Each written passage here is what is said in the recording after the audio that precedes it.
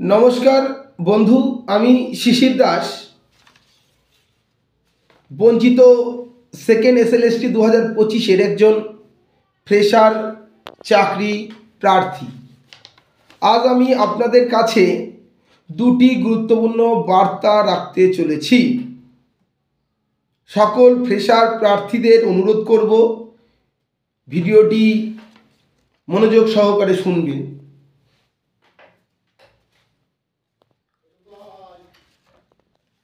এক নম্বর যে বিষয় সেটি হচ্ছে আন্দোলন সম্পর্কে, এবং দুই নম্বর যে বিষয় সেটা হচ্ছে এক্সপায়ারি প্যানেল থেকে অনেকের চাকরি দেওয়া হয়েছে, প্রায় 5,000 থেকে 6,000 প্রার্থীদেরকে, ইন সার্ভিস প্রার্থীদেরকে। মানে এক্সপায়ারি প্যানেল যেহেতু অবৈধ, ওদের নিয়োগটাও অবৈধ, তাই না? এক্সপায়ারি প্যানেল থেকে কেন চাকরি পাবে? নিয়োগটাই তো অবৈধ। এই দুটি বিষয় নিয়ে, এবং তারই সঙ্গে ওএমআর শিট জনসমক্ষে আনতে হবে, ঠিক আছে? তো সকল ফ্রেশার প্রার্থীদেরকে অনুরোধ করব, আপনারা দয়া করে মনোযোগ সহকারে আমার বক্তব্য শুনবেন, ঠিক আছে?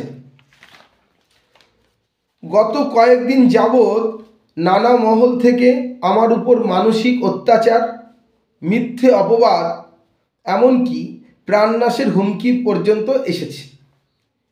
কিছু ইন সার্ভিস ব্যক্তির এমন আচরণ সত্যিই খুবই হতাশাজনক। তবুও আমি প্রতিশোধের পথে অগ্রসর হইনি। নীরবে ধৈর্যের সঙ্গে সব কিছু সহ্য করেছি।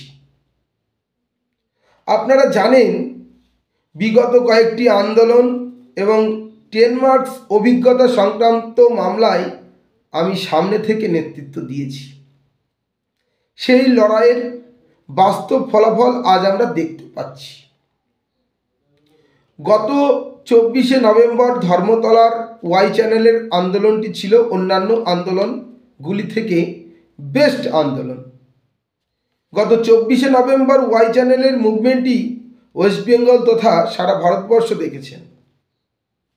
এই আন্দোলনে প্রায় 7,000 ফ্রেশার প্রার্থী অংশগ্রহণ করেছিলেন।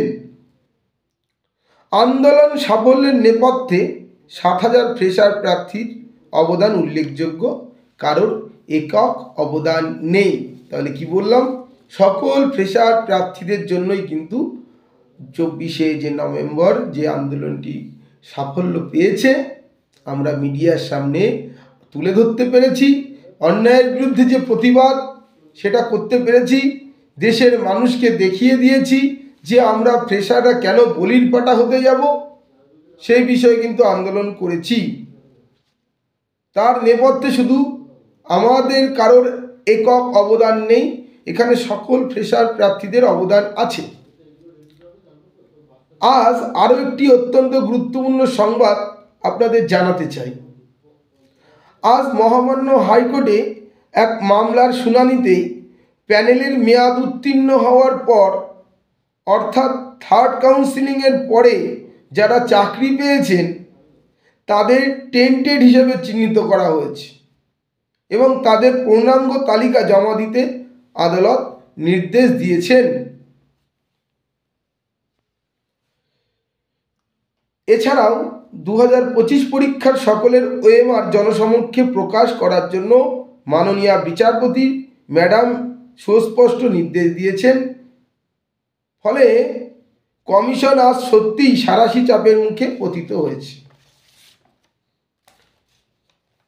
তাহলে বুঝতে পেরেছেন, ওএমআর জনসমক্ষে আনতে হবে 10ই ডিসেম্বরের মধ্যে। এটি কিন্তু আমাদের বিচারপতি ম্যাডাম রায় দিয়েছেন। এবং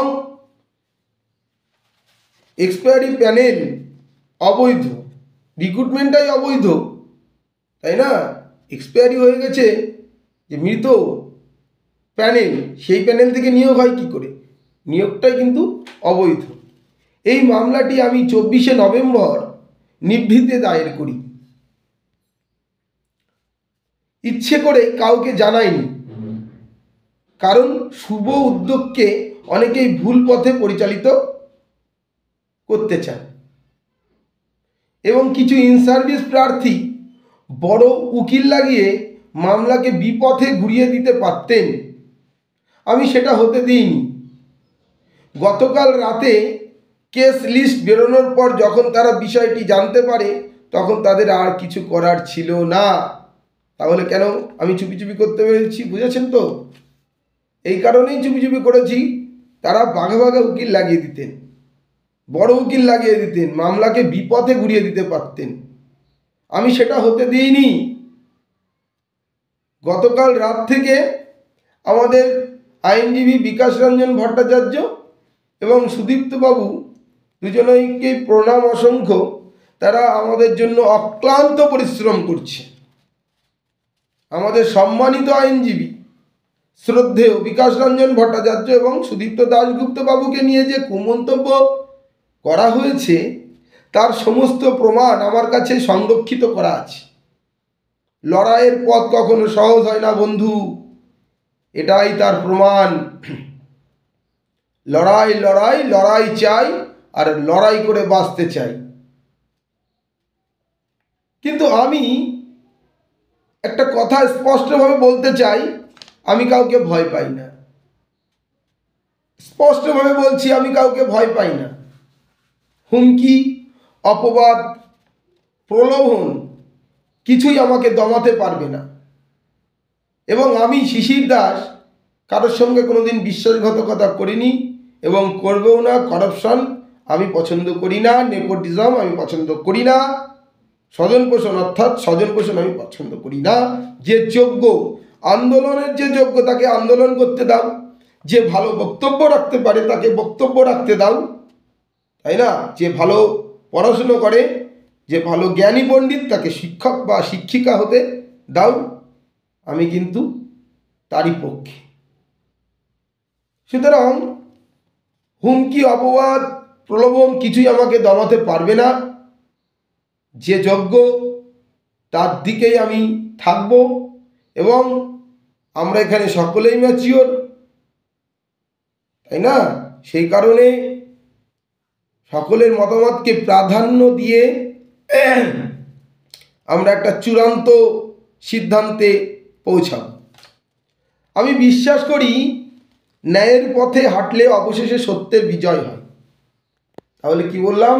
ধর্মের জয় হয়, অধর্মের পরাজয় ঘটে। পরিশেষে বলবো, আমি নীরবে দৃঢ় সংকল্পে লড়াই চালিয়ে যাব। কোর্টে, রাস্তায় এবং ফ্যাসাদদের পাশে সর্বদা অটলভাবে দাঁড়িয়ে। বঞ্চনার বিরুদ্ধে এই লড়াই আর ব্যক্তিগত নয়, এটি আমাদের সবার সম্মান, অধিকার ও ভবিষ্যতের লড়াই।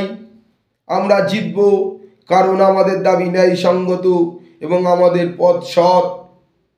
অন্যায় যে করে আর অন্যায় যে সহে, তব ঘৃণা তারে যেন তৃণ সমদহে। অন্যায় করছে এবং অন্যায় যে যারা সহ্য করছে তারা কিন্তু দুজনেই সমান অপরাধী। আমরা আমাদের দাবি আদায়ের জন্য পথে নামব, আমরা আমাদের অধিকার আদায় করবই। তাই বন্ধু, চলো আমরা একসঙ্গে হাতে হাত রেখে পথ চলি এবং আমরা জিতবই এই পথে। কারণ আমাদের পথ ন্যায়সঙ্গত, ন্যায্য দাবি আমাদের।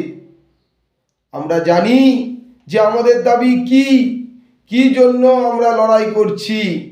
সুতরাং বন্ধু, আগামীতে কিন্তু একটি বৃহৎ আন্দোলনে আমরা অংশগ্রহণ করতে চলেছি। সকলেই মনে রাখবেন, সকলেই প্রস্তুতি নিয়ে রাখবেন। আমরা যে কোনো মুহূর্তে আন্দোলনে নামতে পারি। সুতরাং প্রিপারেশন কিন্তু আপনাদের রাখতেই হবে।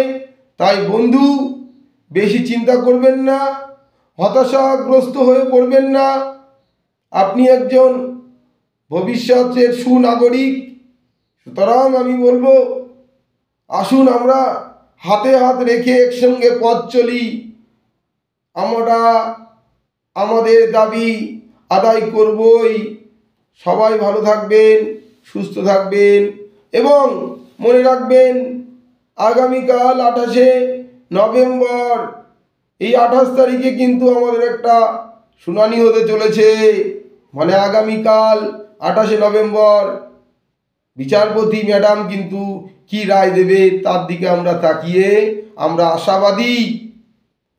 চিন্তিত থাকবেন না, টেনশন করবেন না, আমাদের জয় হবেই, জিতবই আমরা।